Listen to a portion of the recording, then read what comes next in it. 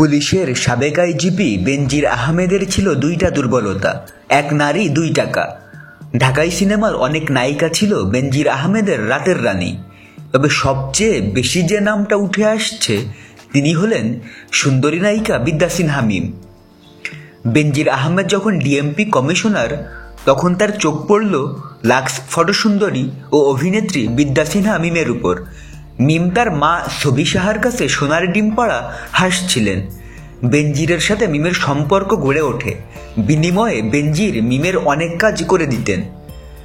বিদেশে stage show করতে গেলে মিমের পারিশ্রমিক বেশি থাকতো, কারণ মিমের পিছে বেনজিরের ছায়া ছিল সারাক্ষণ। মিমের গুলশানের বাসায় যাতায়াত করতেন বেনজির।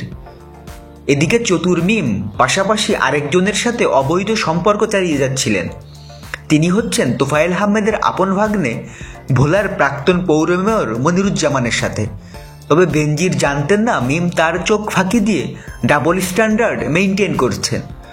ভোলায় জন্ম নেওয়া মিম কলেজ পর্যন্ত পড়াশুনো করেন এই দ্বীপ জেলাতেই। পরে লাক্স সুপারস্টার হয়ে পাড়ি জমান কুমিল্লায়। কুমিল্লা তার বাবার বাড়ি।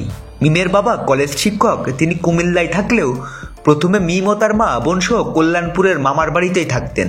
এরপর মনিরুজ্জামান গুলশানে মিমকে একটি বিলাসবহুল ফ্ল্যাট উপহার দেন। কিন্তু বেনজির যখন মিমের কাছে আসা যাওয়া শুরু করেন তখন মনিরুজ্জামান বিষয়টি মেনে নিতে পারেননি। একদিন মিমের ফ্ল্যাটে দুজন মুখোমুখি দেখা হয়ে যায়। বাকবিতণ্ডার এক পর্যায়ে ক্ষিপ্ত মনিরুজ্জামান বেনজিরের গালে কষে চড় মারেন। বেনজির তো রেগে আগুন, ফোন করে পুলিশ ফোর্স ডেকে নেন মনিরুজ্জামানকে গ্রেপ্তার করার জন্য। তবে মনিরুজ্জামানও তার পাওয়ারফুল মামা তোফায়েল আহমেদকে ফোন দিয়ে ঘটনা জানান। তোফায়েল নাকি বেনজিরকে শাসান। তোফায়েলের থ্রেট খেয়ে দমে যান বেনজির। বিগত সরকারের আশীর্বাদ পুষ্ট বেনজির আহমেদ তার ক্ষমতার অপব্যবহার করেছেন। তার বিরুদ্ধে বহু নিরীহ মানুষকে ক্রসফায়ার দেওয়ার অভিযোগ আছে। দুর্নীতি করে হাজার কোটি টাকার মালিক হয়েছেন। মে মাসে তিনি গোপনে দেশ ত্যাগ করেন। মনে হচ্ছে পালিয়ে গিয়ে তিনি বেঁচে গেছেন।